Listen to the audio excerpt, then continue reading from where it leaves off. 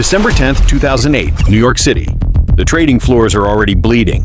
Markets are in freefall. Banks are collapsing. Lehman Brothers is gone. The world is watching the worst financial crisis since 1929 unfold in real time. But on that specific morning, in a quiet apartment on the Upper East Side, two brothers are sitting across from their father. They have not slept. Their hands are shaking. Their father speaks first. He tells them it's all a lie. Every return, every statement, every billion-dollar fund, all of it, a fantasy, gone. The man sitting across from them is Bernie Madoff, former chairman of the NASDAQ, one of the most respected figures in the history of American finance. And he has just confessed to the largest financial fraud in human history. But here's what you need to understand. Madoff didn't just fool his clients. He fooled Wall Street itself. He fooled the regulators. He fooled the banks.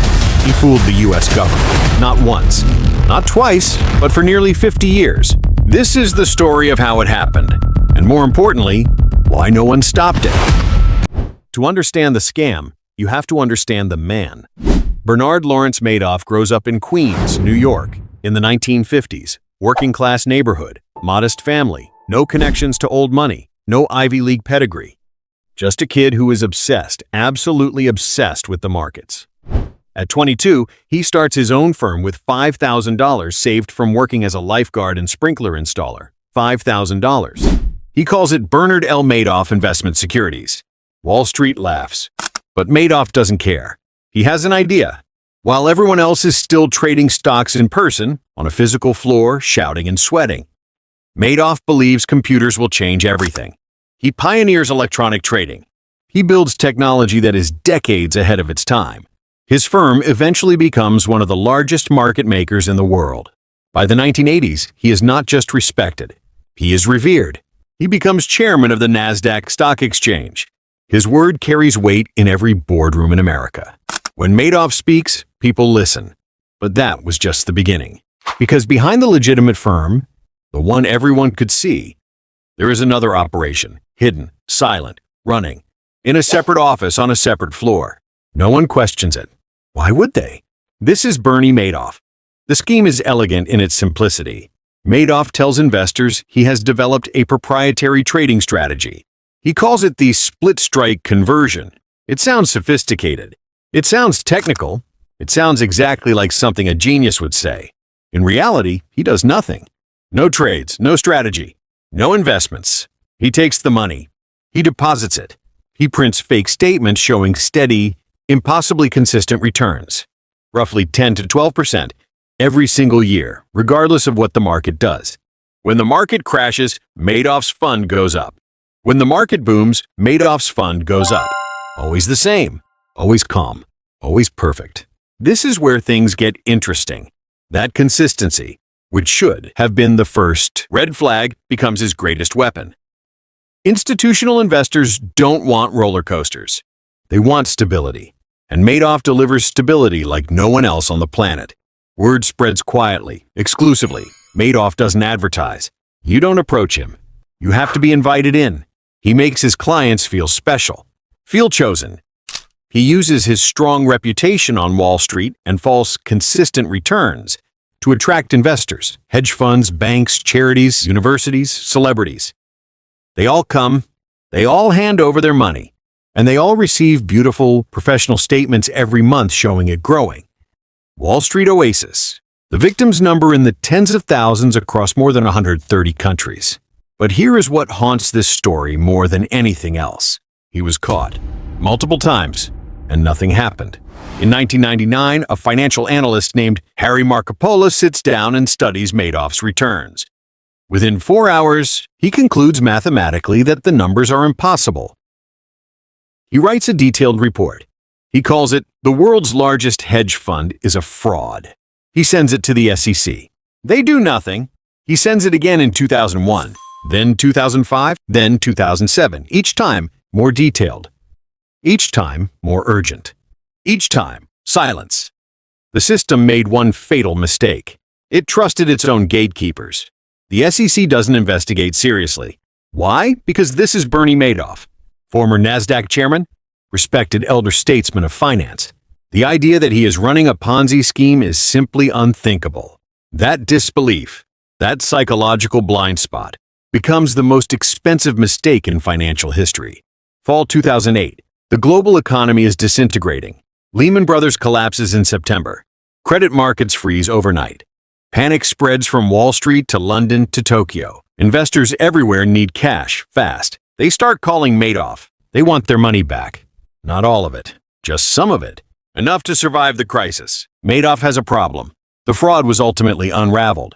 When enough investors tried to pull out their money, during the Great Recession of 2008, Wall Street oasis, there is no money. There never was. By the time Madoff's scheme fell apart in 2008, he had amassed more than $64 billion from tens of thousands of clients. But the actual cash on hand? A fraction, maybe $1 billion, maybe less. Caseware. He stalls, he delays, he makes excuses. He tells clients the redemptions are being processed. For weeks, he holds the entire operation together through sheer force of will and reputation. But the walls are closing in. By early December, redemption requests have surpassed $7 billion. There is no way out. On December 9, 2008, Madoff tells his brother Peter, it's over.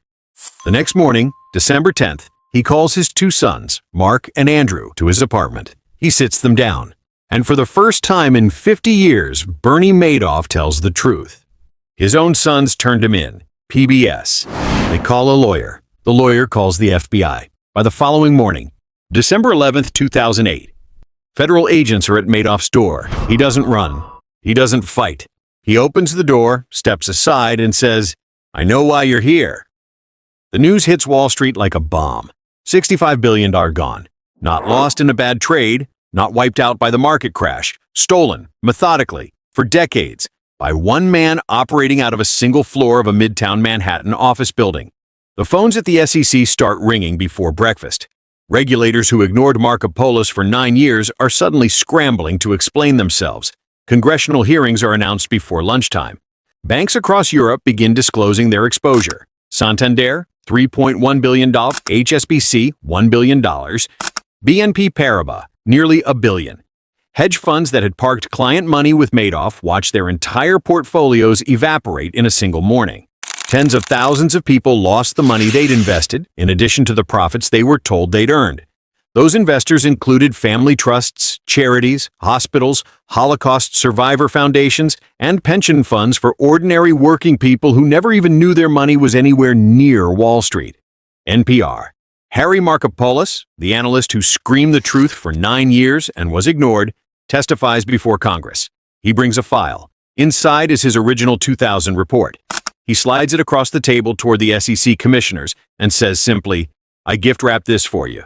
On March 12, 2009, Bernard Madoff stands in a Manhattan federal courtroom. He pleads guilty to 11 charges that he orchestrated what may be the largest financial fraud in Wall Street history. PBS. He does not cry. He does not beg. He simply reads his statement in a flat, even voice, as if he is reviewing a quarterly earnings report. One of the victims in the courtroom shouts, liar. The judge sentences him to 150 years in prison. Madoff is 70 years old. The cleanup takes years. It is still not complete. A court-appointed trustee named Irving Picard spends the next decade hunting down Madoff's money, clawing it back from banks, feeder funds, and early investors who unknowingly withdrew fraudulent profits. As of last year, about 3/4 of the cash, some $14 billion, had been recovered and returned to victims. PBS. But money is not the only casualty. Madoff's son Mark hangs himself on December 11, 2010, exactly 2 years to the day after his father's arrest. His son Andrew dies of cancer in 2014, telling friends in his final years that his father's betrayal accelerated his illness. His wife Ruth lives in near-total isolation, shunned by the world she once inhabited. The SEC is exposed as fundamentally broken. New whistleblower protections are passed, new oversight rules are written, the agency is reorganized from top to bottom. And Harry Markopolos, the man who was right, who was ignored, who was dismissed as a crank for nearly a decade, becomes one of the most respected fraud investigators in the world. Bernie Madoff dies in federal prison on April 14, 2021. He is 82 years old. He serves 12 years of his 150-year sentence. $68 billion of assets investors, thought they had disappeared. Overnight, once the fraud was discovered, NPR, not in a crash, not in a war, not in some catastrophic act of God, just a man, a reputation, and the oldest trick in history, telling people exactly what they wanted to hear. In the end, Wall Street wasn't brought down by some outside enemy. It was hollowed out from the inside by one of its own, by the man they trusted most. And that is what makes this story so devastating. The greatest financial system on Earth, the most sophisticated, most surveilled, most regulated marketplace in human history, was beaten not by genius, not by technology, not by complexity. It was beaten by a lie simple enough for a child to understand. That the money was there, it never was.